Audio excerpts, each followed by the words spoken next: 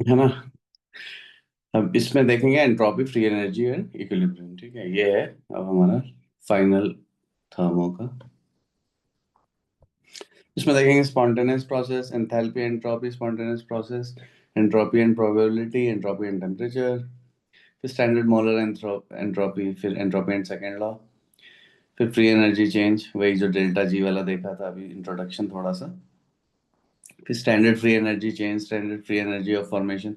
ये सब वैसे ही है यार, final minus initial product minus reactant, free energy change and in non standard conditions, and free energy and chemical equilibrium. अब देखो केमिकल इक्विलिब्रियम तो तुम्हें पढ़ाया नहीं है, अब यहाँ पे तो मैंने बताया कि 17 चैप्टर इक्विलिब्रियम पढ़ा के कराया है, तो थोड़ा सा मैं इंट्रोड्यूस कर दूंगा। देखेंगे स्पॉन्टेनियस प्रोसेस को, ऐसा प्रोसेस जो कि खुद से प्रोसीड करता है without any external influence, and reverse of a spontaneous process is always a non-spontaneous and takes place only in the presence of some continuous external influence. Expansion of gas in vacuum। ठीक है, अब इसमें है तो ये already spontaneous है, लेकिन ऐसे कभी नहीं हो जाएगा कि ये जो गैस है ये सारी की सारी एक ही उसमें चली जाएगी। रिवर्स प्रोसेस कभी भी खुद से नहीं होगा, राइट, है ना।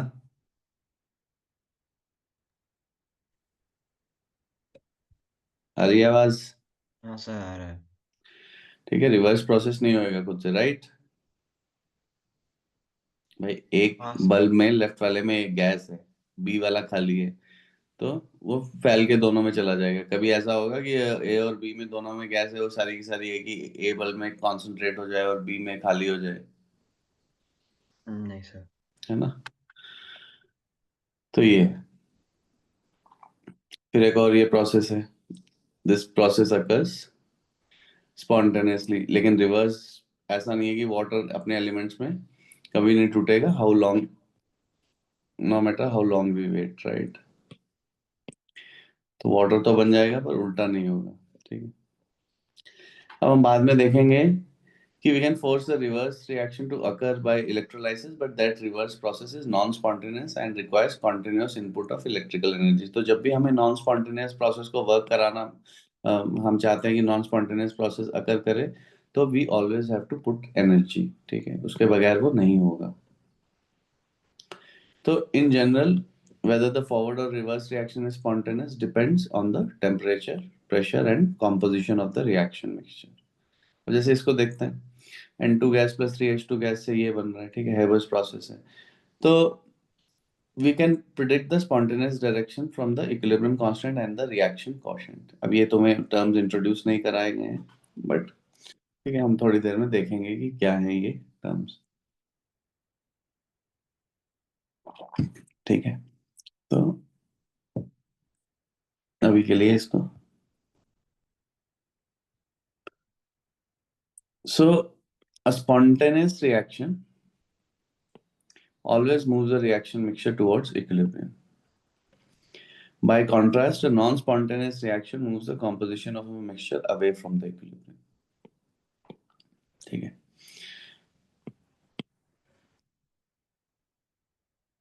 remember the word spontaneous does not mean fast। A spontaneous reaction can be either fast or slow। For example, the gradual rusting of iron metal is a slow spontaneous reaction। Thermodynamics tells us where a reaction is headed, but it says nothing about how long it takes to get there। तो कितना time लगेगा वो chemical kinetics में पढ़ाया जाता है, वो भी उसके बाद ये सब पढ़ाया गया है। देखो हमारे वालों में इन्होंने ऐसे डाल दिया है, this is also a part of the kinetics. देखो ये रिएक्टेंट्स हैं, प्रोडक्ट्स हैं, और रिएक्टेंट से जो ट्रांजिशन स्टेट की हाइट है, इसको हम बोलते हैं energy of activation in the forward direction. मैं इन्होंने ईए लिखा है, मैंने ईए फॉरवर्ड कर दिया। अगर तुम प्रोडक्ट साइड से इस हाइट को मेजर करोगे, तो इसे, मतलब हम प्रोडक्ट से रिएक्टेंट की तरफ जा रहे हैं, तो इसको बोल देते हैं energy of activation in the backward direction, and this is called the delta H. ये जो डेल्टा ई लिखा हुआ है यहाँ पे इन्होंने, ठीक है, it is actually change in enthalpy. ठीक है, ये है।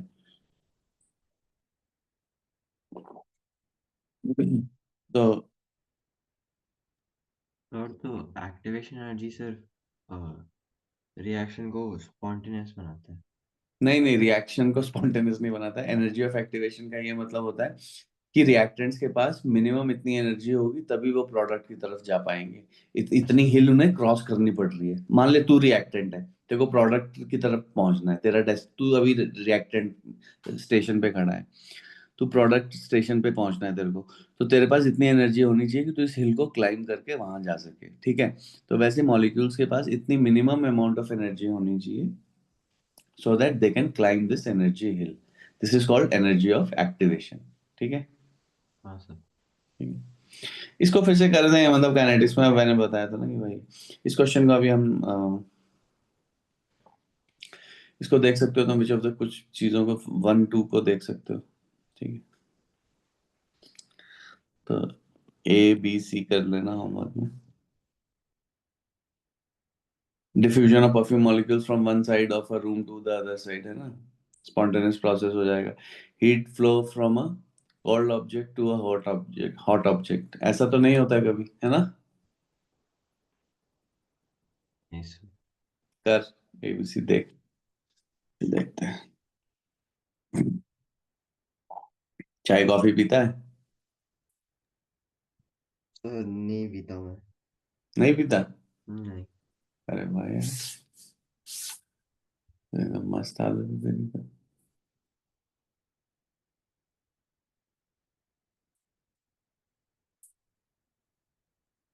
अच्छा करता है यार, वेरी गुड है, ये बोलूँगा।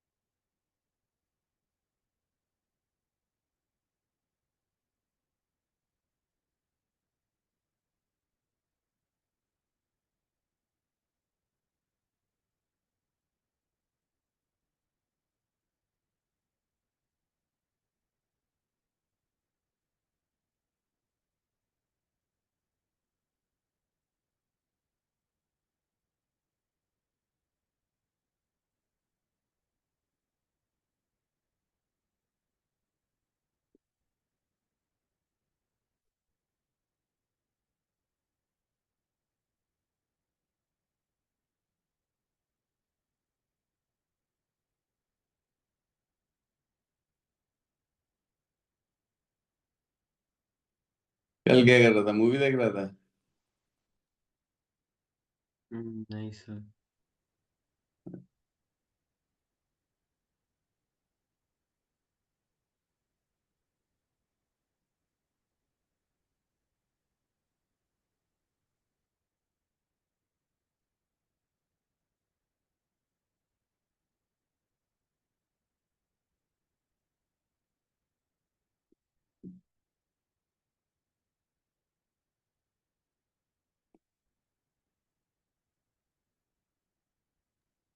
सर वो फोर्थ वाले के लिए जब तक वो कंडीशन फुलफिल नहीं हुई तभी वो तब तक वो स्पॉन्टेनियस नहीं होगा ना। डी वाले में? हाँ। यार ये तो अभी छोड़ दे यार, है ना, केपी वगैरह इक्विलिब्रियम का पार्ट है, अभी करा देंगे यार, देखता हूँ अभी, है ना, पहले इसको छोड़ देते हैं क्योंकि देख रहा है ये 17 चैप्टर, इससे पहले इन्होंने केमिकल इक्विलिब्रियम पढ़ाया, फिर केमिकल काइनेटिक्स का ये पोर्शन है, ये जो मैंने ग्राफ बताया, तो हाँ। उसके बाद है, तो अभी छोड़ देते हैं। एक्चुअली में हमें ये मेजर करना पड़ेगा कि इसमें स्पॉन्टेनियस है कि नहीं है, ठीक है। हाँ। हाँ सर हम्म, हो गया। ठीक है। इसका भी देखो आंसर्स वगैरह भेज दूंगा, एनीवेज अभी देखते हैं। अब नेक्स्ट है enthalpy entropy and spontaneous process. फिर से रिव्यू करेंगे। हमें पता है कि डेल्टा एच नॉट अगर नेगेटिव होगा एंड हीट रिलीज हो रही होगी तो स्पॉन्टेनियस होएगा, राइट। तो फिर इस ये जो साइंटिस्ट था 19th सेंचुरी में, फ्रेंच केमिस्ट मार्सिलियन बटलॉर्ड, इसने कहा कि सिर्फ वही प्रोसेस स्पॉन्टेनियस हो पाएंगे, केमिकल और फिजिकल, जो कि एक्सोथर्मिक होंगे, always exothermic. But this can not be correct, क्यों? क्योंकि आइस जो है वो spontaneously absorb heat and it melts. So this is an endothermic process and it is spontaneous. Similarly, liquid water जो है वो फिर से एब्जॉर्ब करता है ना, और फिर वेपर बन जाता है, ये भी स्पॉन्टेनियस है। N2O4, तो ये सारे एंडोथर्मिक प्रोसेस हैं जो कि स्पॉन्टेनियस हैं। तो इसका मतलब है कि there must be some other criteria besides enthalpy which should be governing it, right? So in all these cases, what is happening? System moves spontaneously to a state of higher enthalpy by observing it. लेकिन फिर भी spontaneous है. So a second factor must be involved. ठीक है, enthalpy से ही काम नहीं चलेगा, तो उसे हम क्या बोलते हैं? The second factor is nature's tendency to move to a condition of maximum randomness. ठीक है, यही है एंट्रोपी। ठीक है, कि नेचर हमेशा मैक्सिमम chaos की तरफ मूव करता है, नेचर को यही अच्छा लगता है। ठीक है, so molecular randomness is called entropy. एक second.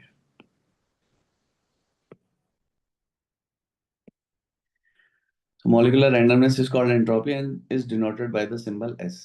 Entropy is a state function. State function है मतलब initial और final positions पे ही depend करेगा। ठीक है,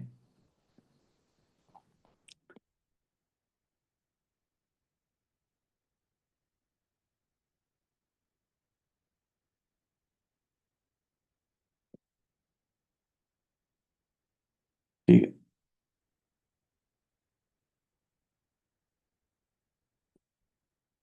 तो डेल्टा एस क्या हो गया? S final minus S initial. ठीक है भाई, क्लियर है ये? हाँ सर। है ना, डेल्टा हमेशा वही है यार पूरी साइंस में। ठीक है, फाइनल माइनस इनिशियल।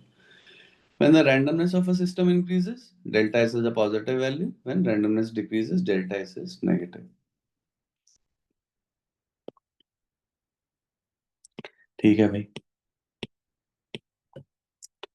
अब रैंडमनेस कहाँ से आती है? comes about because the particles in the systems, they are in constant motion moving about the accessible volume, colliding with each other and continuously exchanging energy. Randomness and thus entropy is a probability concept related to the number of ways a particular system can be achieved. ठीक है, तो अभी हम entropy को probability के हिसाब से देखेंगे। ठीक है, पहले हम देखेंगे, we'll examine the relative relationship between entropy and probability in the next section, but first take a qualitative look at the four spontaneous endothermic process mentioned previously. तो इन सब में ही क्या हो रहा है? There's an increase in the randomness of the system. Ice melt, यही ले लेता हूँ। जब आइस मेल्ट होता है, randomness increases because highly ordered crystalline arrangement of tightly held water molecules collapses and the water becomes more free to move about in the liquid. समझ रहा है? हाँ सर। ठीक है, ये हो रहा है। सेकंड में क्या है? जब लिक्विड वाटर वेपराइज हो रहा है, फिर से इंक्रीज हो रही है रैंडमनेस, क्योंकि पहले वो लिक्विड में थे। ठीक है, अब क्या है? गैस में है। ठीक है, तो और रैंडम हो गए। रैंडम का ये मतलब जैसे कुर्सी है, वो सॉलिड है, तो कल तेरे को पता है वो कुर्सी वहीं रहेगी। ठीक है, अब लिक्विड है, तो लिक्विड में क्या होएगा? मतलब सॉलिड में वो जो पर्टिकुलर उसके एटम्स है, मॉलिक्यूल, वो वहीं फिक्स रहेंगे। लिक्विड है, तेरे को सुबह जो वाटर का ग्लास है, जरूरी नहीं है वो, मतलब they are more free to move. और गैसेस में तो तेरे को पता है कि जो शाम को या एक सेकंड पहले ही गैस के मॉलिक्यूल्स जैसे अरेंज्ड है, वो एकदम फटाक से चेंज हो रहे हैं। तो solid to liquid to gas, तो जब भी इस तरीके से चीज इंक्रीज हो रही है, सॉलिड से लिक्विड जा रही है, लिक्विड से गैस जा रही है, तो हमेशा एंट्रोपी इंक्रीज करेगी। ठीक है, तो इन जनरल यही बोला हुआ है यहाँ पे। In general, process that convert a solid to a liquid or liquid to a gas involve an increase in randomness. ठीक है? हाँ सर। ठीक है, तो जब भी तेरे से पूछा जाएगा कि भाई इस प्रोसेस में क्या हो रहा है, तो आप हमेशा ही ये देखोगे कि यहाँ पे क्या कर रहा है। सॉलिड टू लिक्विड जा रहा है, लिक्विड टू गैस जा रहा है, क्या हो रहा है? सॉलिड टू लिक्विड जा रहा है, तो क्या होगा? रैंडमनेस इंक्रीज कर रही है, तो हम सीधे बोल देंगे कि इट एंट्रोपी इज इंक्रीज हो रहा है, एंट्रोपी इंक्रीज हो रहा है। Liquid to gas. में भी अगर हमने देखा कि कोई प्रोसेस है लिक्विड टू गैस है, तो हम उसमें भी क्या बोल देंगे कि भैया यहाँ पे भी इंक्रीज ही कर रहा है। ठीक है, ये है कॉन्सेप्ट। ठीक है, ओके। तो ये देख, ठीक है, सुंदर सा फोटो है। और रिवर्स प्रोसेस के लिए क्या हो जाएगा? Reverse process delta S less than zero हो जाएगा भाई, है ना? व्हाट से?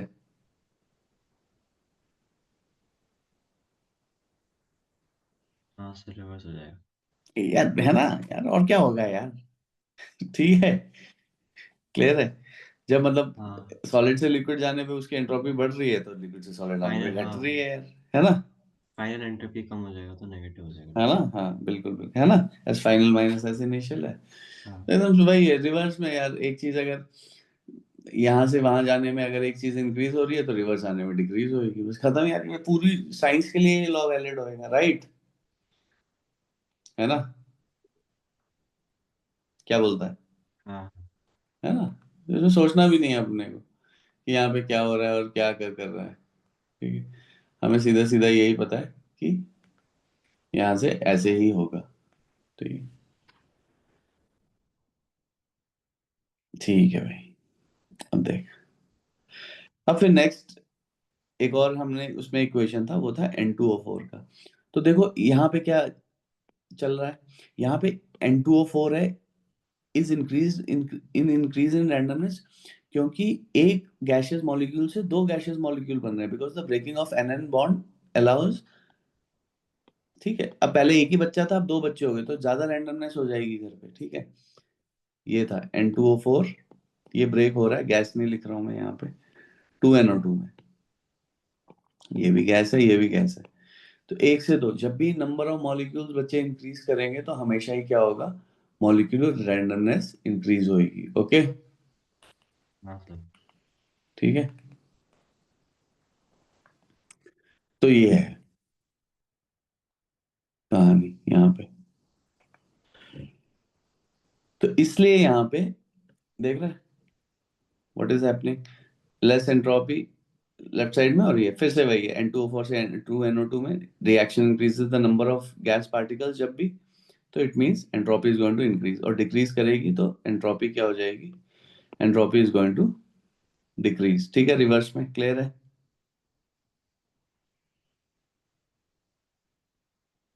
बताना। हाँ सर, क्लियर है। ठीक है, अब देख next. Entropy change that occurs on dissolving sodium chloride in water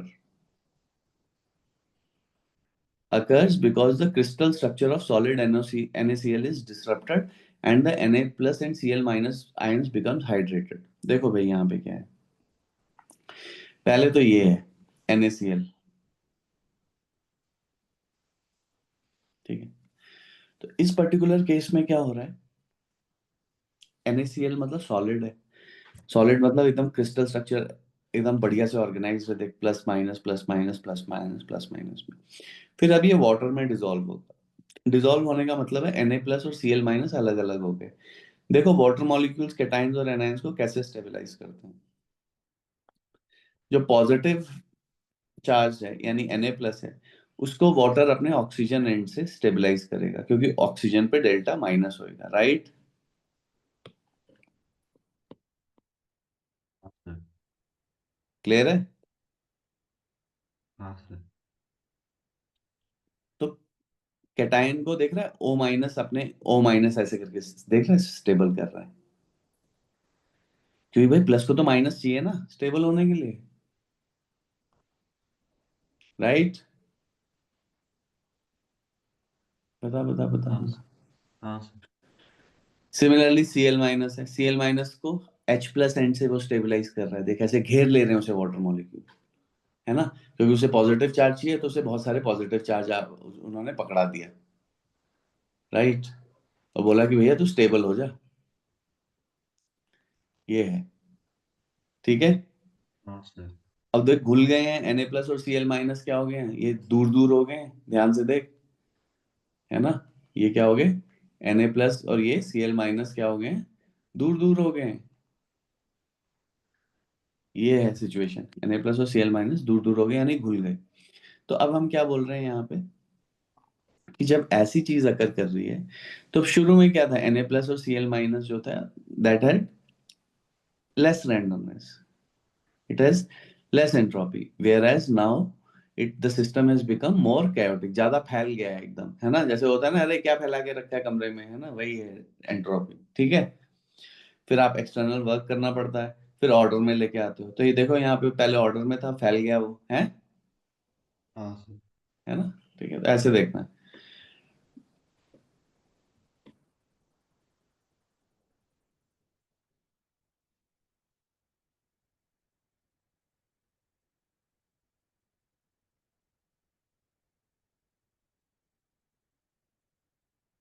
अब यहाँ पे देखते हैं,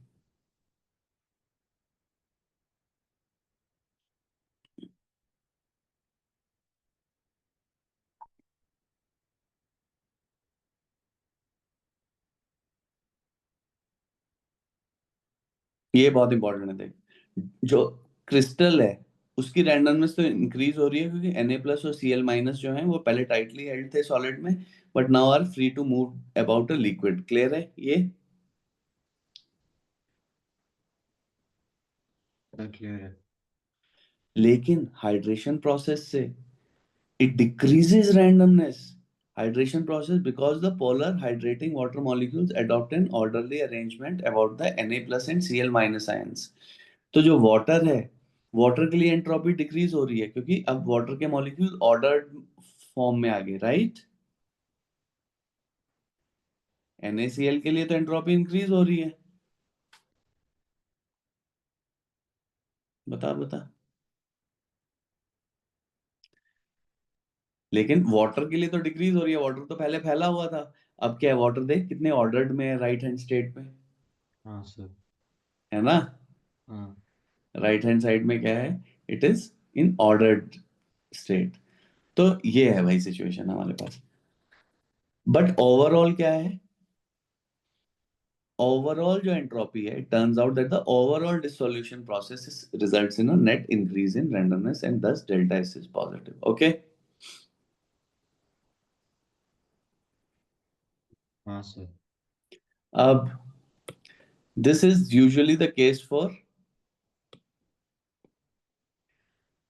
dissolution of molecular solids such as HgCl2 and salts that contains +1 cations and -1 anions। अब हम बात कर रहे हैं इसकी,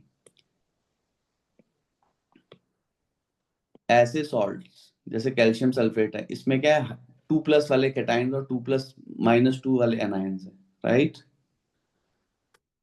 ओके।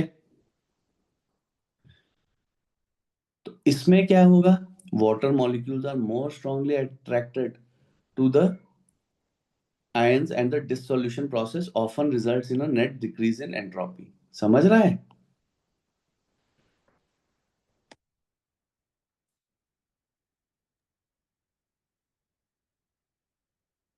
बता बता।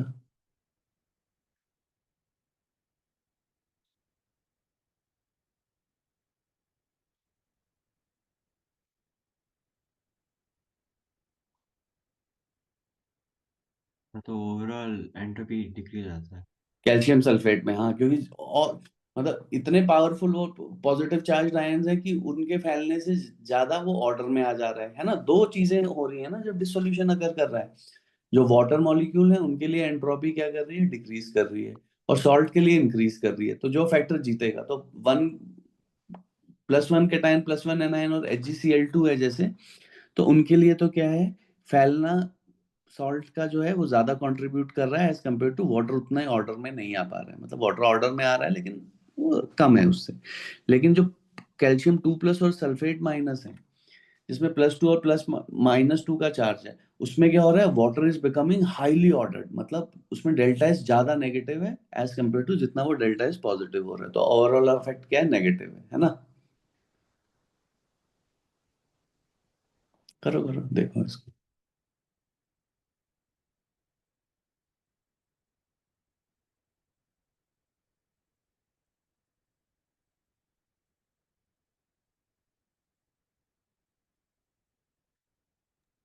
सर 17.1 पढ़ना है। हाँ, ये समझ में आया कैल्शियम सल्फेट का। हाँ हाँ। ठीक है, अब ये करो फिर। ठीक है, सॉल्ट दे रखा है अभी 17.2 का।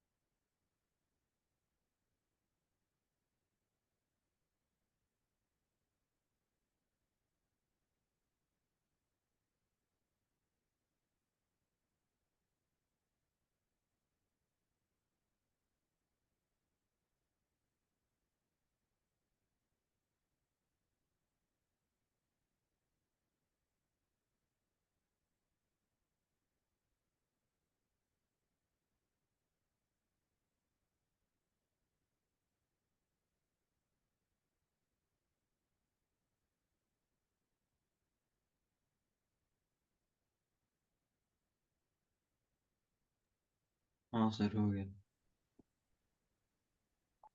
ये 17.1 कर लिया। हाँ सर। ठीक है, 17.2।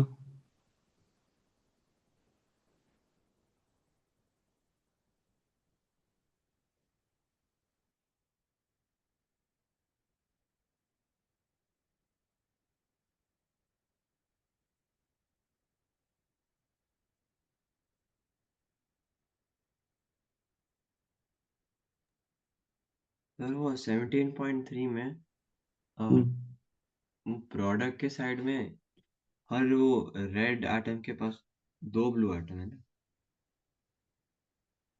हर रेड के पास एक ही ब्लू है ना,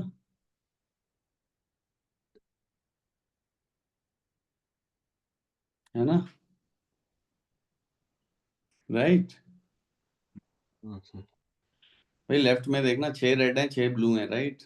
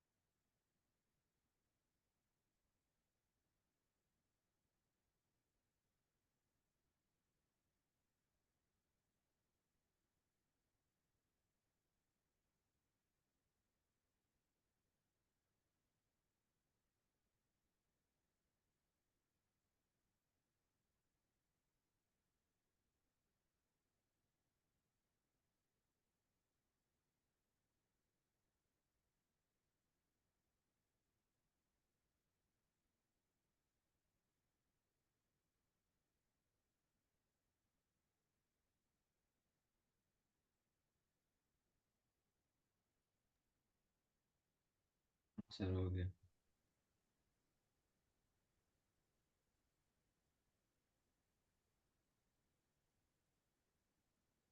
हाँ सर। 17.2 का हाँ ए। हाँ सर, डेल्टा एस नेगेटिव है। ओके, बी में, पॉजिटिव। सी में, पॉजिटिव। डी में, नेगेटिव। ई में। नेगेटिव। ठीक।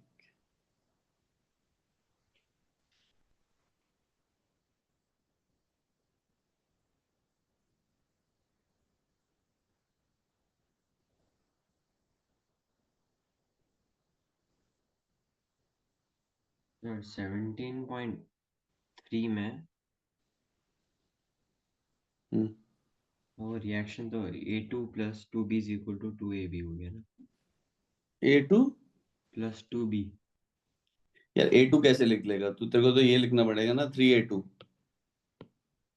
हम्म, A2 कितने हैं? 3A2 हैं, +6B, हाँ हाँ। है ना? हम्म, ऐसे लिखना पड़ेगा। And 6AB, right? है ना?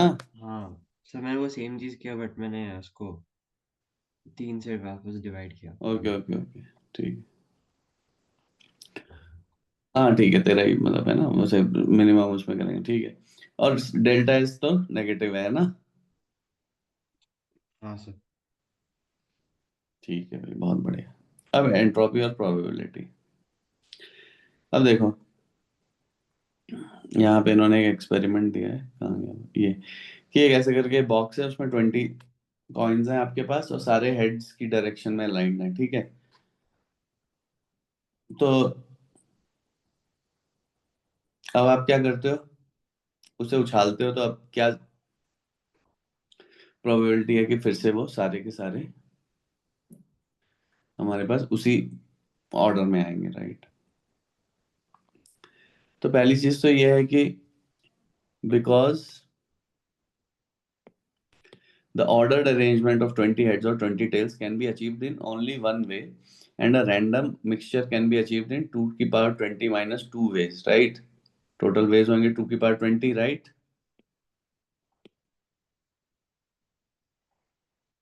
ये पढ़ा है थोड़ा, परमुटेशन कॉम्बिनेशन?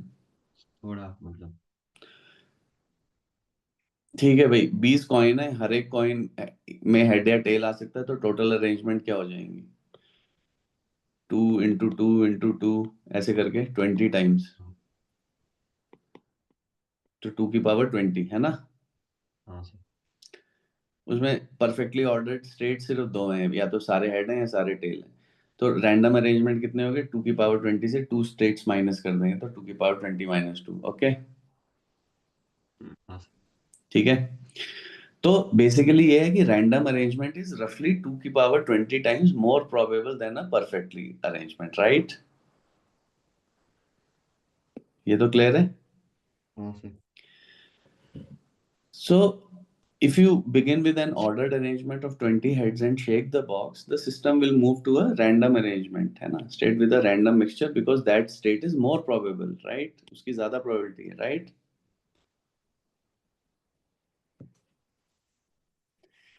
Yes, no? हाँ सर।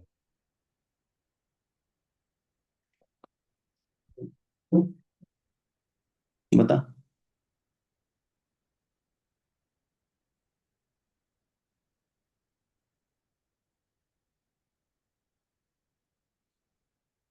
भाई अगर उसे हमने रैंडम वैसे किया तो क्या हो जाएगा? हाँ तो 2 to the power 20 - 2 इज है। और अरे मेन चीज है कि वो ज्यादा रैंडम में ही हाँ वो। जाएगा।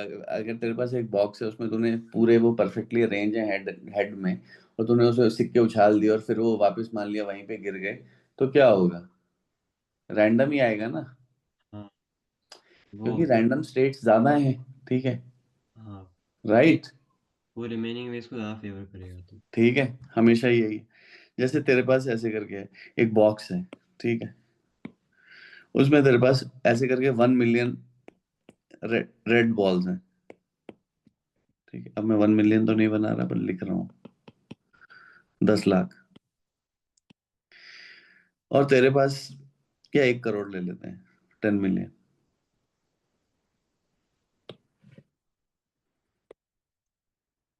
और यहाँ पे तेरे पास दो ब्लैक बॉल हैं, ठीक है। अब ऐसे करके, अब तूने रैंडमली एक हाथ में उठा के तूने एक बॉल उठाई, तो क्या प्रोबेबिलिटी है कि वो ब्लैक आएगी? बहुत ही कम है ना? हाँ सर। है ना?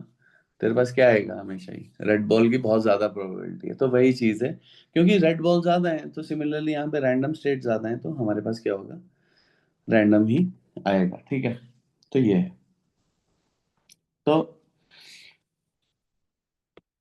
an analogous chemical example is a crystal containing diatomic molecules such as carbon monoxide, in which two distinct ends of the CO molecule correspond to the heads and tails of a coin. जैसे CO को ले लिया तो carbon को head बोल दो, oxygen को tell बोल दो। अब अगर हम ये लॉन्ग इन्हें ऐसे करके ओरिएंट करें, जैसे ऐसे इस तरीके से CO को, तो हमेशा ही क्या होगा? रैंडमनेस, है ना? कि एक भाई या तो 20 हेड 0 टेल, मतलब देख रहे हैं ना, सारे के सारे हेड्स अप हैं, या तो रेड ऊपर है या तो ब्लैक ऊपर है, तो वो तो दो ही स्टेट होंगी। और बाकी क्या है? रैंडम में हमारे पास बहुत सारे स्टेट्स हैं। तो फिर से वही है कि temperature is 0 kelvin, so the molecules are locked in a fixed arrangement, ठीक है। 0 केल्विन पे वो हिलेंगे नहीं। The state in which the molecules pack together is a perfectly ordered heads-up arrangement, and it can be achieved only in one way. Whereas the state in which the molecules are arranged randomly with respect to the vertical direction, they are arranged in many ways, 2 की power 20 में. तो again, a structure in which the molecules are arranged randomly is 2 to the power 20 times more probable than the perfectly ordered heads-up structure. ठीक है, ये है कहानी इसमें, ठीक है। तो अब बोल्ट्जमैन इक्वेशन, तो बोल्ट्जमैन ने क्या किया? एंट्रोपी को रिलेट किया नंबर ऑफ माइक्रो स्टेट से, ठीक है। Entropy of a particular state is related to the number of ways that can be achieved at according to the equation this S equal to K L N W. ये entropy. K क्या है? Boltzmann constant है, Avogadro sorry gas constant divided by Avogadro's number, ये है, ठीक है। तो अब तुम सोचो कि एंट्रोपी क्या होगी? हमारा जो क्रिस्टल है जिसमें 20 CO मॉलिक्यूल्स हैं, तो perfectly ordered state can be achieved only in one way, right? ठीक है, 20 CO वाले हैं molecules, it can be achieved only in one way. So what is happening?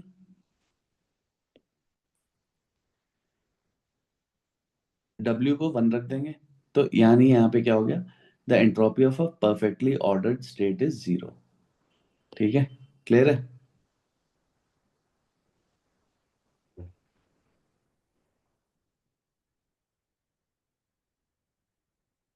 Sir W वो वेज है क्या? हाँ, W is the number of veg है,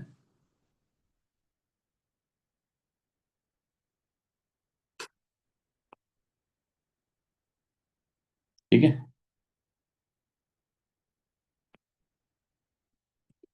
तो हम परफेक्ट अरेंजमेंट एक ही है हमारे पास, ठीक है। आप ये बोल सकते हो कि रेड को ऊपर रख दो तो इसको घुमा दो, तो वो वही अरेंजमेंट है, ठीक है। है ना? इसको ऐसे घुमा दोगे तो वही रेड ऊपर हो जाएंगे, तो ऊपर नीचे वाली वो एक ही है एक्चुअली में। क्लियर है? सर बताना बताना, फिर आगे चलेंगे।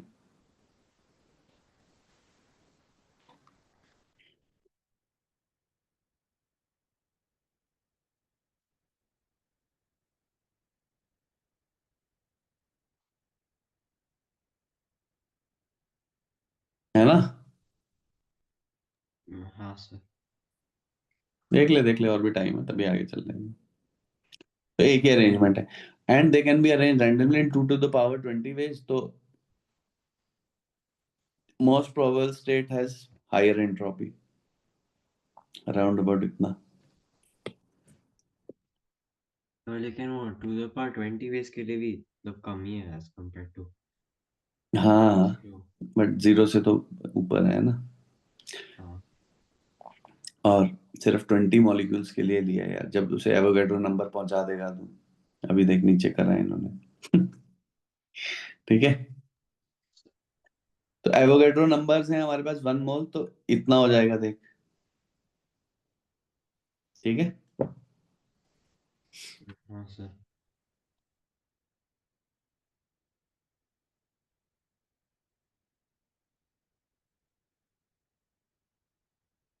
KLNW 2 to the power Na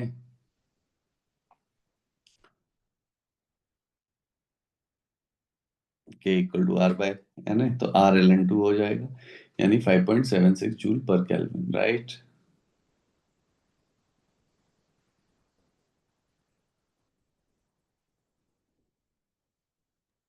हाँ sir.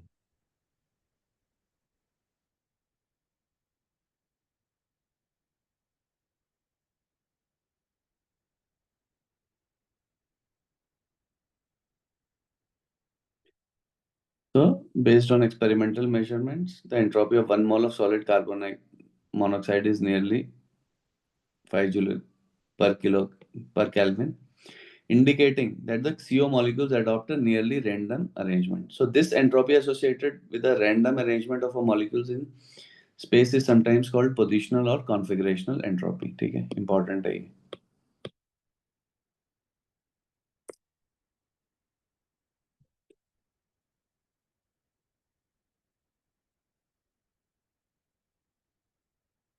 The nearly random arrangement of CO molecules is unusual but can be understood in terms of molecular structure. CO molecules के पास dipole moment होती है, क्योंकि थोड़ी छोटी है 0.11। सो अब क्या हो रहा है? सो the molecules therefore have little preference for a slightly lower energy, मतलब एकदम ऑर्डर में रहे उसके लिए ज्यादा प्रेफरेंस नहीं है। अगर बड़ी डाइपोल मोमेंट होती तो प्लस माइनस बड़े होते तो वो एकदम चिपक के रहते हैं। अब जैसे HCl है, तो इस केस में क्या है? It forms an ordered crystalline solid and so the entropy of 1 mole of solid of HCl is 0, है ना? ठीक है, वो एकदम परफेक्टली ऑर्डर्ड में रहता है HCl, क्योंकि उसकी डाइपोल मोमेंट बहुत हाई है। उसमें प्लस और माइनस क्या करेंगे, वो एक साथ ही रहेंगे, मतलब वो परफेक्ट ऐसे करके रहेंगे, प्लस ऐसे माइनस ऐसे, क्योंकि बहुत हाई चार्ज है, प्लस ऐसे माइनस ऐसे, परफेक्टली ऑर्डर्ड है। ठीक है, हाई है तो इसमें भी डेल्टा प्लस ही। लेकिन जो कार्बन मोनोऑक्साइड है उसमें डेल्टा प्लस डेल्टा माइनस कम है, तो उसके लिए उतनी प्रेफरेंस नहीं है, वो घूम भी जाए तो ठीक है, वो हो जा रहा है। ठीक है।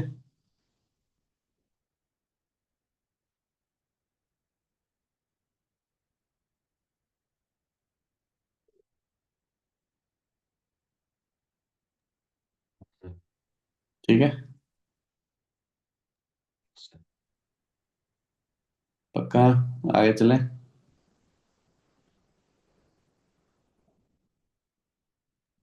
हाँ सर ठीक है।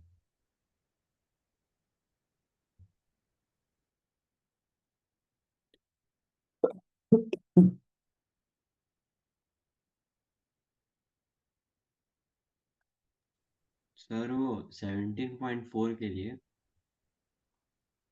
हम्म, सर वो एक मॉलिक्यूल का हमें वो एंट्रोपी कैलकुलेट करना, उसके बाद उसको 100 से मल्टीप्लाई करना। उसको किससे मल्टीप्लाई करना है? 100 से, क्योंकि उसका एंट्रोपी, जैसे कि ए पार्ट लोगे तो। 100 मॉलिक्यूल्स हैं और हर एक is oriented randomly in one of the 3 possible ways. ठीक है, 3 पॉसिबल वेज है। तो बेसिकली हमें ऐसे करना है कि टोटल वेज कितने हो जाएंगे, तो पहले मॉलिक्यूल्स को आप 3 वे से अरेंज कर सकते हो, नेक्स्ट को भी 3 से ऐसे करके 100 टाइम्स। तो 3 to the power 100 हो गया। अच्छा। ठीक है। करो, मेरे को बता क्या आंसर आया।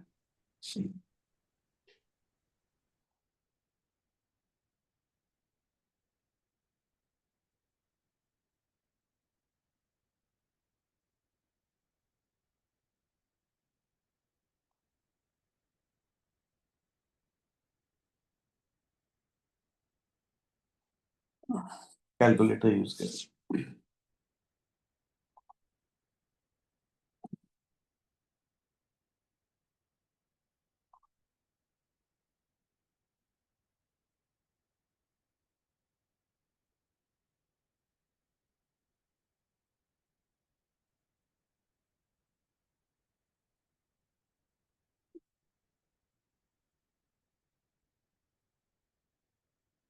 हम्म।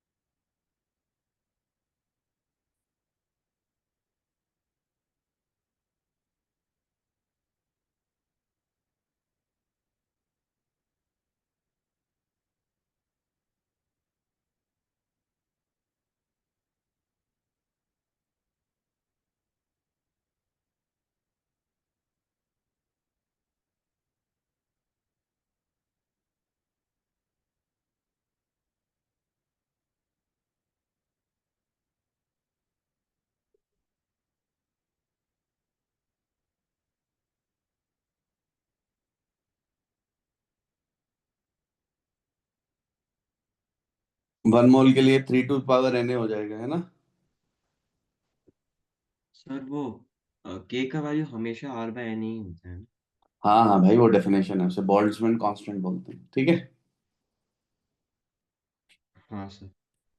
भाई आप लोगों को गैसेस अब पढ़ाया नहीं जाता है ना यार, तो आप लोग को फिर ये सब पता नहीं रहता।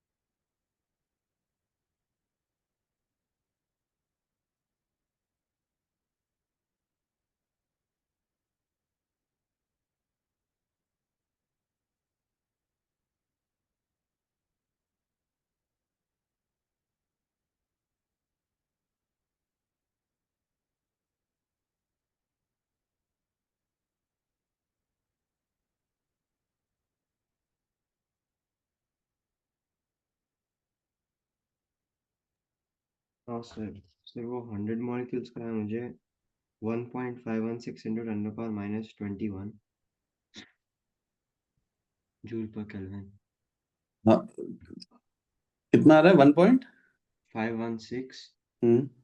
इंटू 10⁻⁻21 हाँ, यूनिट क्या होंगे? जूल पर केल्विन। सही है, वेरी गुड।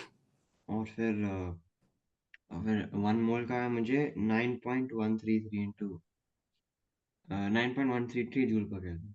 हाँ सही है, दोनों ही सही है भाई, बात सही। ठीक है। हाँ सर। अब देख, expansion of an ideal gas की बात कर रहे हैं, ठीक है। एक्सपेंशन कैसे होगी एक आइडल गैस की, ठीक है। तो ठीक है यार, हम इसके लिए अब फिर से वही है, by considering the distribution of n molecules among b hypothetical boxes or cells each having volume b। तो अभी हम इसको यहाँ से छोड़ रहा हूँ मैं, ठीक है। हमारे लिए ये है, ठीक है, कि सीधे ही delta S S final, W final by W initial यहाँ तक। और कितनी अरेंजमेंट हो जाएंगी, अगर एन है तो बी फाइनल की पावर एन, ठीक है, बी इनिशियल की पावर एन, यानी N times this. V initial क्या हो जाएगा, बी इनिशियल इंटू जितने मॉलिक्यूल्स हैं इंटू वॉल्यूम, उनका छोटा छोटा वॉल्यूम, और ये कुल मिला के हमारे पास यही रिजल्ट आ जाता है, ठीक है। अभी हम और तरीके से इसे देखेंगे, ठीक है। और यहाँ पे इन्हें बोलना चाहिए, ये रहा, दिस इज एट, ये बात हो रही है कांस्टेंट टेम्परेचर पे, ठीक है ना। Okay, yes. हाँ सर। अभी और मैंने कल डिराइव कर ही दिए थे कांस्टेंट टेम्परेचर के लिए, तो ये इसलिए हम ये बॉक्स वाला नहीं देख रहे हैं, हमारे मतलब का भी नहीं है, हमें ज्यादा पूछेंगे भी नहीं। तो फिर से अब हम उसको डिराइव करेंगे। और अगर अब इसको हम प्रेशर की टर्म्स में भी लिख सकते हैं, क्योंकि इनवर्सली प्रोपोर्शनल है वॉल्यूम, तो ये डेल्टा एस हमारे पास ये भी आ जाएगा। तो हमारे पास ये फॉर्मूले आ गए कि अगर कांस्टेंट टेम्परेचर है, ठीक है, ये तभी वैलिड है जब कांस्टेंट टेम्परेचर है, ठीक है। T equal to constant, T equal to constant, तभी चलेगा।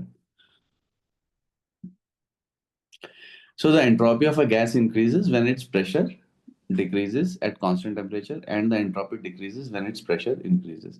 वॉल्यूम की टर्म में क्या है, जब वॉल्यूम इंक्रीज होएगा तब तो ऑब्वियसली एंट्रोपी इंक्रीज करेगी, राइट। हाँ सर। बताओ। अरे भाई, वी फाइनल बड़ा होगा वी इनिशियल से, तो एंट्रोपी इंक्रीज तो करेगी यार, गैस के लिए ज्यादा स्पेस है रैंडमनेस घूमने के लिए, है ना। हाँ सर। ये है, तो प्रेशर उससे उल्टा है तो फिर वैसे उल्टा हो जाएगा।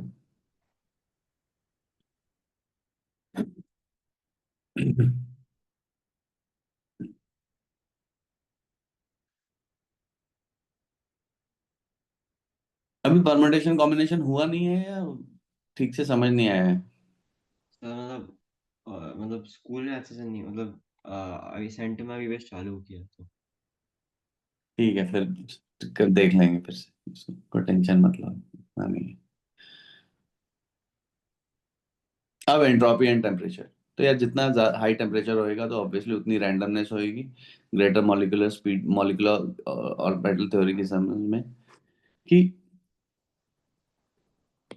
entropy is also associated with molecular motion. As the temperature of a substance increases, random molecular motion increases, and therefore there is an increase in average kinetic energy of the molecules, ठीक है। But not all the molecules have the same energy, ठीक है। There is a distribution of molecular speeds in gas, ठीक है, that broadens and shift to higher speeds with increasing temperature, ठीक है। तो main चीज ये यहाँ पे ये बोल रहे हैं कि जैसे जैसे हम टेम्परेचर बढ़ता जाएगा, एवरेज काइनेटिक एनर्जी हाई होती जाएगी, and the total energy of a substance which can be distributed among the individual molecules in a number of ways that increases the total energy increases। मतलब कितने तरीकों से हम उसे डिस्ट्रीब्यूट कर सकते हैं, दैट विल इंक्रीज। यहाँ पे देखो, लोअर टेम्परेचर और हायर टेम्परेचर पे, ठीक है, हायर टेम्परेचर पे ज्यादा रैंडमनेस है, greater molecular speeds, it broad distribution of individual kinetic energy. देखो जब हायर टेम्परेचर होता है तो ये ग्राफ, पहले तो ये लो वाले पे फोकस करो, ये अगर लो पे है, जब हाई टेम्परेचर होता है ना तो ये कर्व ब्रॉडन हो जाती है, area under the curve same ही रहता है, बट ये क्या होगी, देखो इसकी हाइट कम हो गई है, देखो ऊपर में यहाँ पे ये हाइट यहाँ पे ज्यादा है, हाइट कम हो जाएगी, नीचे को ये पुश होएगा, बट यहाँ से उठ जाएगा थोड़ा सा, ठीक है, यहाँ पे देखो उठ गया है। तो टेम्परेचर जब बढ़ता है तो area under the both the curve same है, बट अब यहाँ पे क्या है कि ऊपर वाले में there is a broader distribution of individual kinetic energy, ठीक है। ब्रॉडर डिस्ट्रीब्यूशन से यही मतलब है कि there are more number of ways. ठीक है। हाँ मतलब इसको एकदम लिमिट में अगर एकदम ही छोटा करते जाओ, छोटा करते जाओ, और इस कर्व को ऐसे करके ही बना दो, ये कर्व ऐसे करके है और ऐसे करके ही हो गया है, या ऐसे करके एरिया उतना ही रखो, तो इसका मतलब है कि डिस्ट्रीब्यूशन जो है वो नियरली सेम ही है, मतलब यहाँ से यहाँ तक के बीच में लाई कर रहा है, तो डिस्ट्रीब्यूशन बढ़ती जा रही है बेसिकली। ठीक है। तो हाई टेम्परेचर से का मतलब है हायर एंट्रोपी। ठीक है, ये कहने की बात करी जा रही है कि अगर हायर टेम्परेचर होएगा तो there is more randomness and consequently we have this. अब एंट्रोपी वर्सेस टेम्परेचर।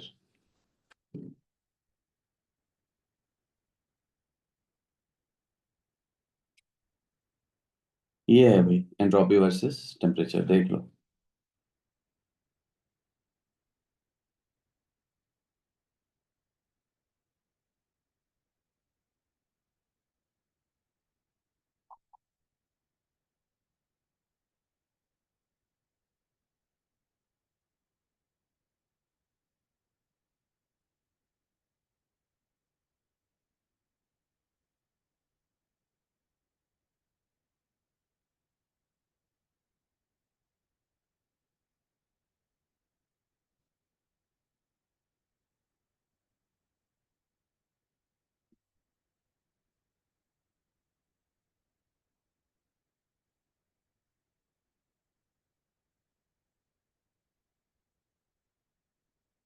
सॉलिड से लिक्विड से गैस में एंट्रोपी बढ़ रही है, और ध्यान से अगर देखेंगे हम यहाँ पे, तो यहाँ पे एक जगह देखो डिसकंटिन्यूअस जंप्स हैं मेल्टिंग पॉइंट पे।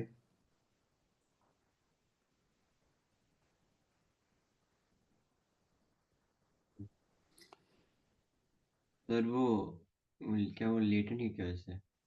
हाँ लेटेंट हीट की तरह ही है, बट यहाँ पे ये एंट्रोपी है। अच्छा। ओके। एकदम से डिस्काउंट, क्योंकि पहले सॉलिड है, फिर एकदम जैसे लिक्विड बनेगा तो एकदम से बढ़ेगी झपाक से एंट्रोपी। ठीक है। अच्छा अच्छा।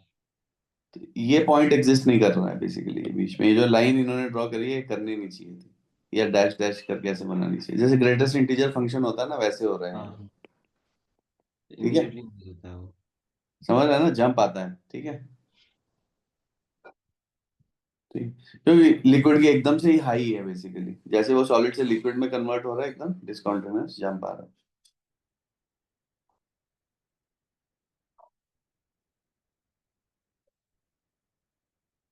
तो ये है कहानी, और थर्ड लॉ ऑफ थर्मोडायनेमिक्स देखो ये है।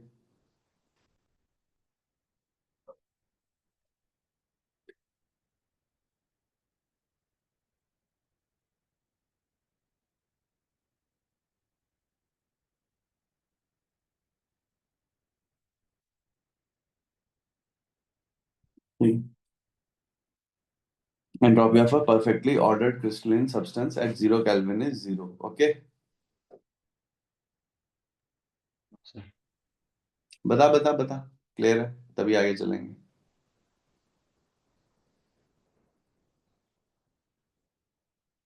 0 केल्विन मतलब वो सबसे स्टेबल पर उसका।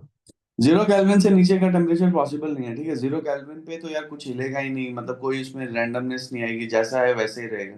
जैसे जैसे टेम्परेचर बढ़ेगा वैसे वैसे ही उसमें मूव होना शुरू होगा ना। हाँ ठीक है। एनर्जी, काइनेटिक एनर्जी तभी आएगी because kinetic energy, average kinetic energy is related to the absolute temperature. जब टी जीरो हो जाएगा तो उसकी काइनेटिक एनर्जी जीरो हो जाएगी, तो मूव ही नहीं करेगा। मूव ही नहीं करेगा तो उसमें कोई रैंडमनेस ही नहीं होगी, है ना। बता बता बता। आराम से आराम से आराम सर ठीक है। से। ठीक है। ये है कहानी हमारी। ठीक है।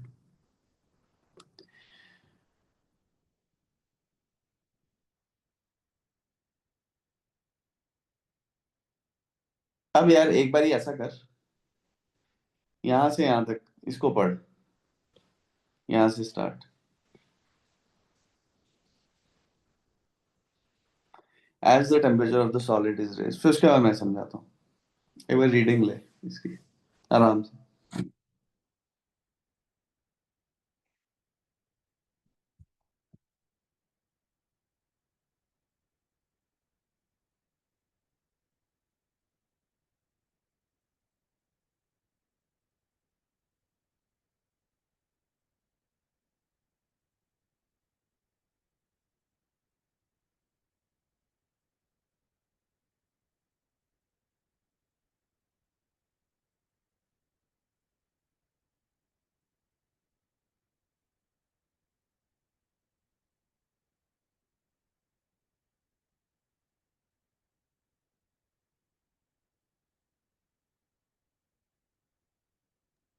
हाँ सर।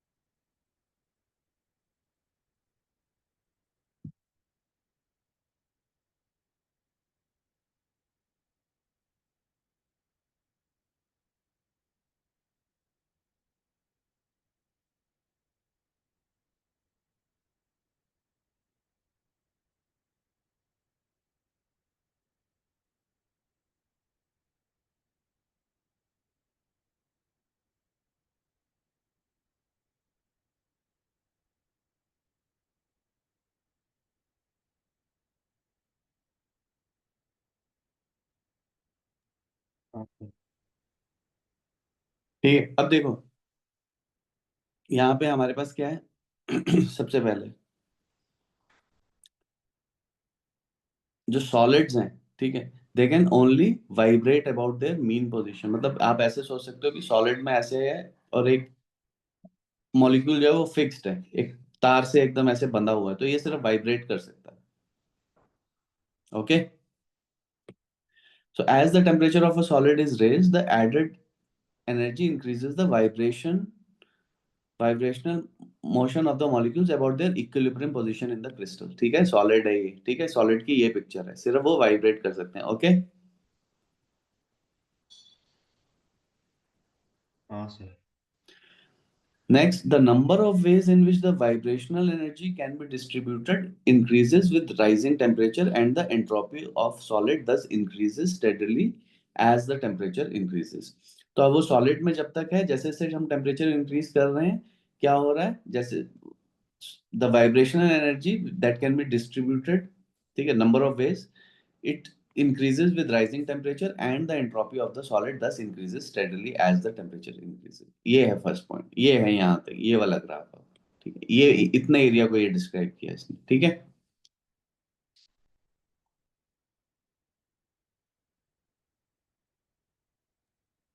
हाँ सर। हाँ सर, ठीक है। ओके,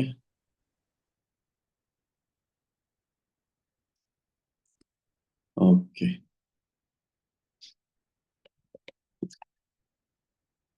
अब देख, अब नेक्स्ट।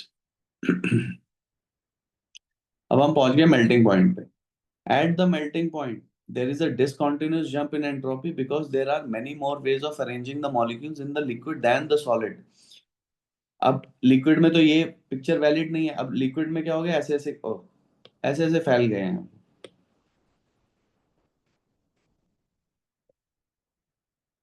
ये लिक्विड है, ये सॉलिड है.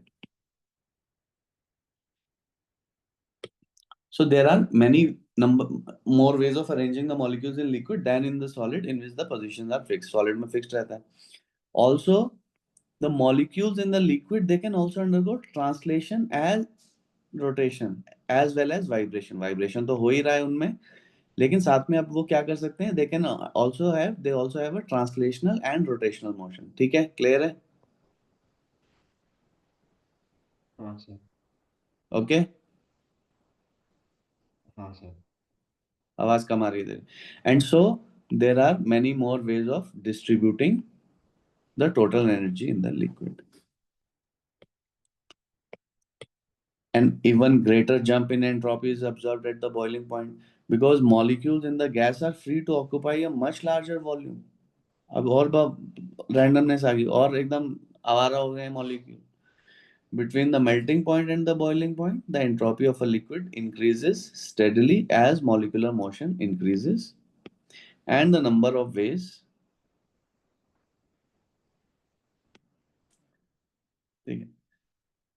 of distributing the total energy among the individual molecules increases. ठीक है, ये है.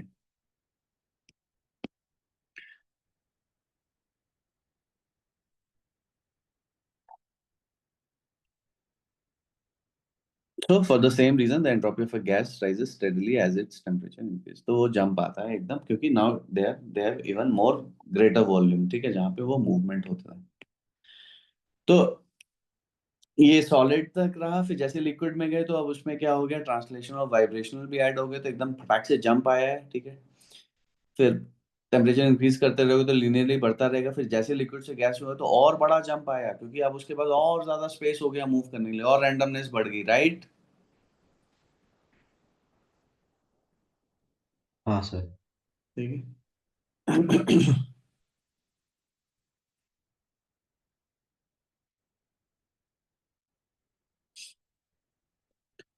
Okay bro.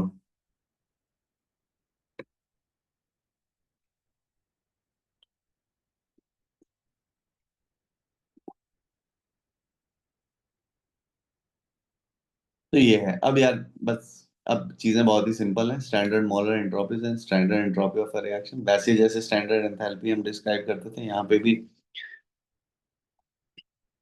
एस नॉट से उसे कर देंगे. एंड स्टैंडर्ड मोलर एंट्रोपी क्या है? S not, the entropy of 1 mole of pure substance eight 1 बार प्रेशर. हमने बोला हुआ है, यहाँ पे बार आ गया है. 1 बार pressure at a and a specified temperature which is usually 25 degree Celsius. जो एंट्रोपी एस नॉट है वो they are listed in joules and not kilo joules. ठीक है, ये ध्यान रखना. तो ये है जूल पर केल्विन पर mole. Standard mole they are called absolute entropies because they are measured with respect to an absolute reference point. ये रेफरेंस पॉइंट एब्सोल्यूट है, ये आर्बिट नहीं है. एंथैल्पी के लिए हम लोग आर्बिट्ररीली चूज करते थे, यहाँ पे क्या है, it is an absolute reference point. मतलब क्योंकि हम T nought T equal to 0 kelvin पे एस नॉट को 0 ही होता है, मानते नहीं है, होता है. समझ रहे हैं ना? हाँ सर. वहां पे हम लोग उनको मानते थे 0, यहाँ पे होता है 0, इसलिए यहाँ पे वर्ड यूज करा है एब्सोल्यूट रेफरेंस पॉइंट. ठीक है, ओके. हाँ सर. ठीक है. और फिर से वही है यार, एस नॉट की वैल्यूज, ये वाला एक बार फोटो खींच ले, अभी हमें जरूरत पड़ेगी जब हम क्वेश्चंस करेंगे.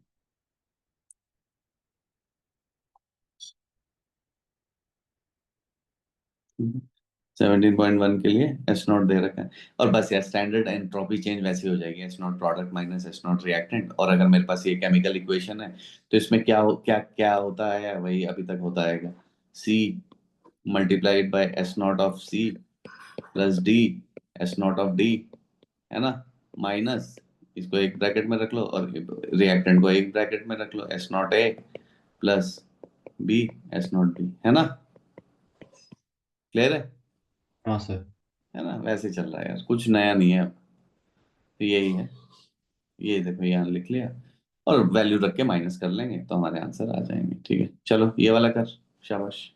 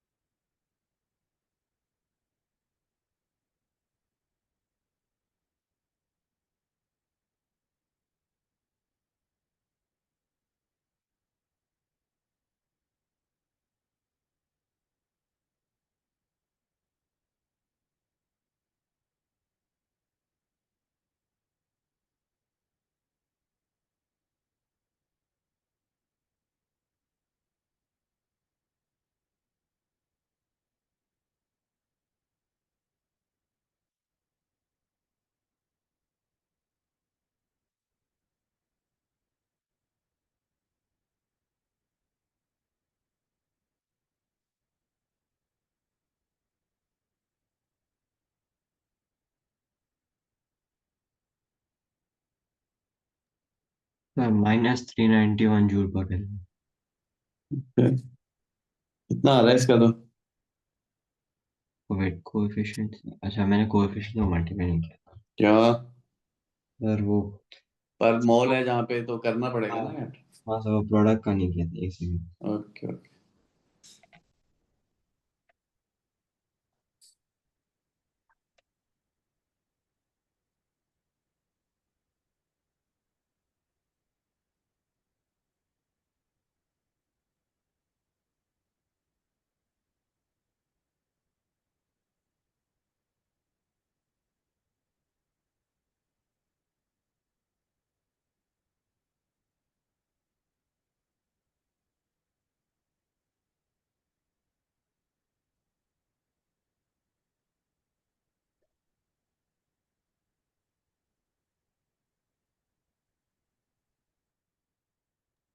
हाँ सर, -198.7 जूल ये पर। दोनों।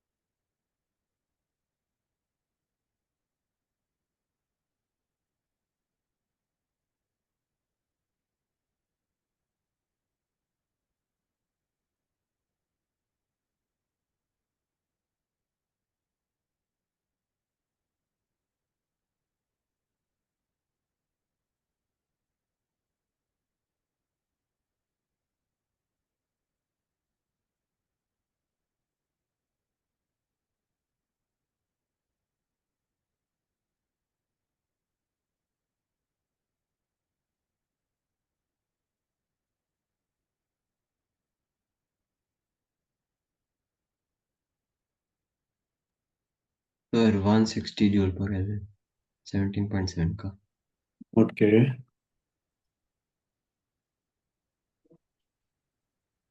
कितना है? +160। हाँ ठीक है, जूल पर केल्विन है ना। हाँ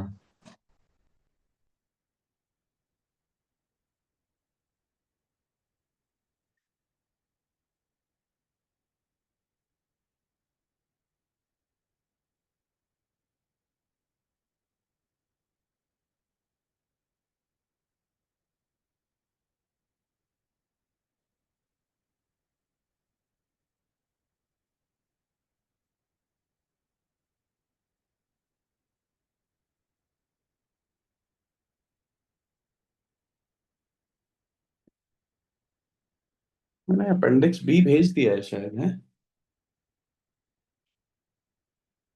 नहीं, नहीं भेजा तो भेज दो।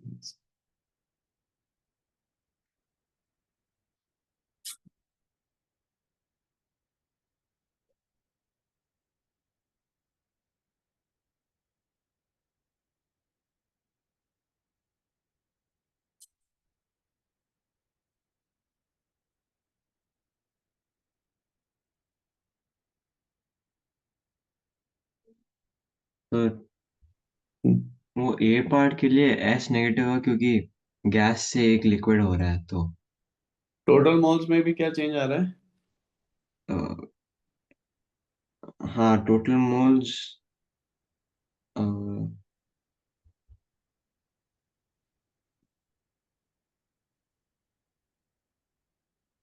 तो टोटल मोल्स तो आई थिंक इंक्रीज हो रहे हैं, एक 5O2 था, फिर 3CO2 + 4H2O। तो आपको एक्सप्लेन करना है कि क्यों है नेगेटिव, राइट? हाँ सर। तो क्या है नेगेटिव होने का रीजन? सर एक तो एक से तो लिक्विड हो रहा है ना, तो क्या हो रहा है? एक कंपाउंड तो लिक्विड बन रहा है, तो हाँ, बेसिकली हमें ये बोलना पड़ेगा कि लेफ्ट हैंड साइड में सारे गैसेस हैं और राइट हैंड साइड में वो लिक्विड है, राइट? हाँ है ना? तो वहां पे हो रही है गड़बड़, राइट? हाँ सर। ठीक है बच्चे।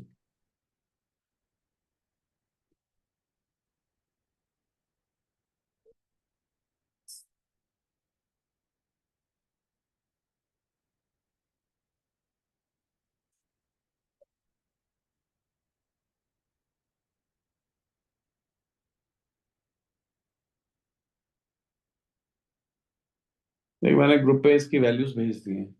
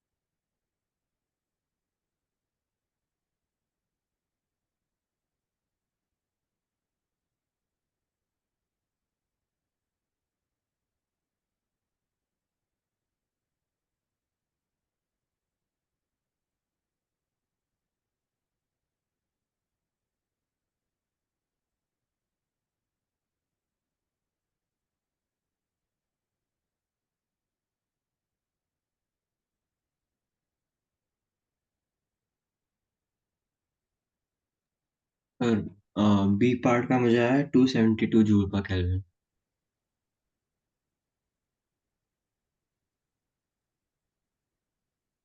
एक सेकंड चेक कर।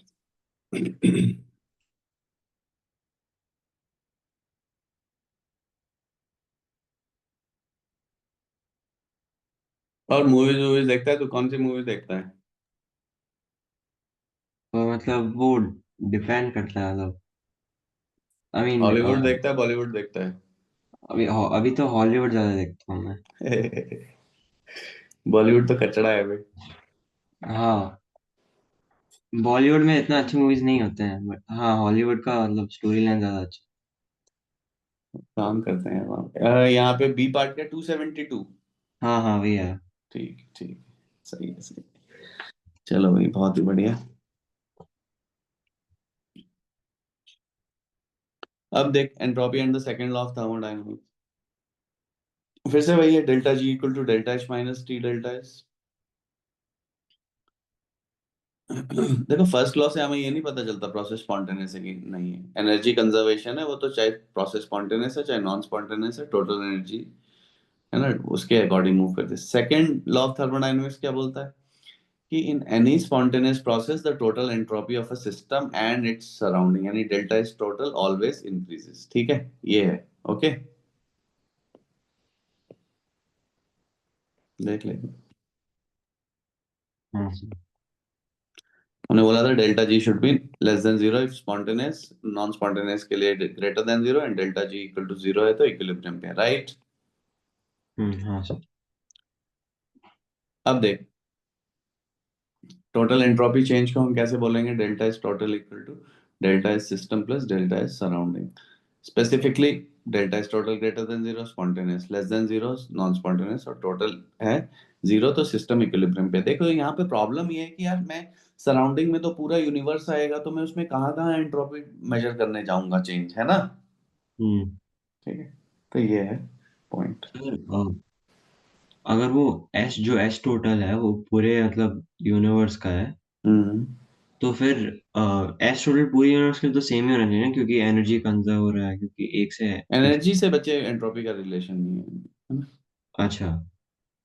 ओ। ठीक है। यस। अब देखो फिर अब हम कैसे करेंगे।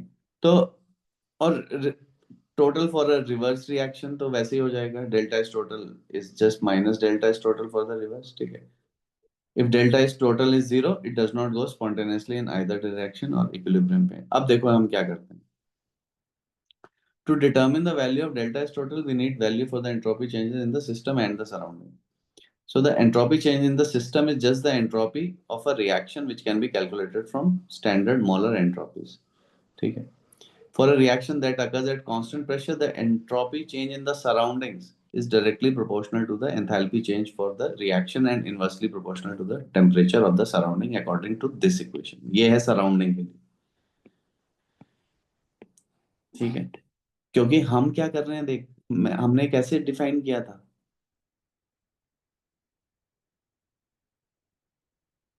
ठीक है, हम यहाँ पे रिवर्सिबल लिखते थे क्योंकि हम रिवर्सिबल प्रोसेसेस, देखो एंट्रोपी जो है वो स्टेट फंक्शन है, तो चाहे रिवर्सिबल प्रोसेस हो चाहे रिवर्सिबल प्रोसेस हो मेरे पास वही वैल्यू आएगी।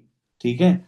तो जब हमारे पास इरिवर्सिबल प्रोसेस भी होते हैं तो हम सेम पॉइंट्स के लिए एक रिवर्सिबल प्रोसेस को कंस्ट्रक्ट करते हैं और वहां की एंट्रोपी निकाल लेते हैं, क्योंकि entropy is a state function. तो हमारे लिए ये बेसिक डेफिनेशन थी। तो सराउंडिंग के लिए क्या होगा, अगर डेल्टा एच एक्सोथर्मिक है तो वो तो उसके लिए तो पॉजिटिव होगा, राइट। सिस्टम अगर नेगेटिव है, सिस्टम के लिए अगर वो रिलीज कर रहा है तो वो सराउंडिंग के लिए पॉजिटिव है।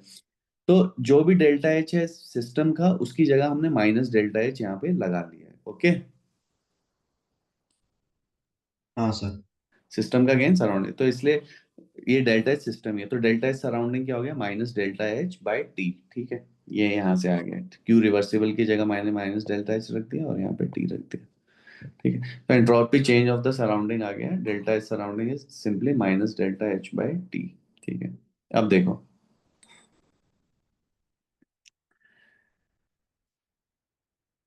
तो यहाँ से इन्होंने कहा है कि हम ये डिराइव नहीं करेंगे डेल्टा एच सराउंडिंग का, हम जस्टिफाई कर सकते हैं कि ऐसा क्यों है। तो पहली चीज तो यही है कि एक्सोथर्मिक है तो डेल्टा एच नेगेटिव है, तो सिस्टम लूज कर रहा है तो सराउंडिंग गेन कर रहा है, इसलिए उसमें माइनस डेल्टा एच लगाना चाहिए। ठीक है। और एंडोथर्मिक के लिए वैसे है तो वो होना चाहिए, तो delta H surrounding is proportional to minus delta H. अब वो बोल रहे हैं कि इनवर्सली प्रोपोर्शनल टू टेम्परेचर कैसे हुआ ये। तो यार अगर एक स्टिल लेक है, अगर उसमें पत्थर फेंकोगे तो ज्यादा केओस प्रोड्यूस होगा, बजाय कि एक समंदर है, ठीक है, उसमें ऑलरेडी तेज लहरें चल रही हैं, उसमें तुम पत्थर फेंकोगे तो तुम्हारी वजह से क्या ही डिस्टरबेंस पैदा हो जाएगी। तो कम टेम्परेचर है तो इसका मतलब है वो स्टिल लेक है, तो ज्यादा एंट्रोपी चेंज आएगा, तो इसलिए इनवर्सली प्रोपोर्शनल है सराउंडिंग का टेम्परेचर पे। समझ रहा है, क्लियर है। हाँ सर।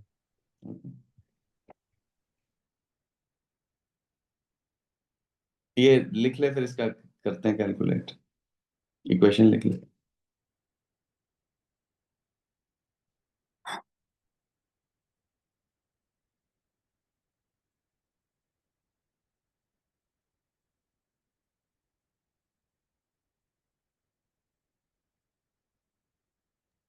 हाँ सर। हाँ।